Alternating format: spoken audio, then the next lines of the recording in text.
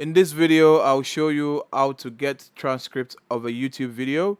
And if you find this video helpful, please do not forget to like and subscribe. Now, the first thing we're going to do is we're going to find the video that we want to get a transcript for. Now, for the purpose of this tutorial, we're going to use this video and we're going to scroll down. You see under the description, there's a more button. We click on that and we go to transcript. Then we go to show transcript.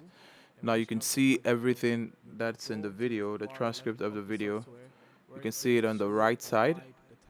That's how to get the transcript of a video on YouTube. You can either choose to copy the transcript and then paste it somewhere. So you're gonna copy it individually, then paste it where you want it to be.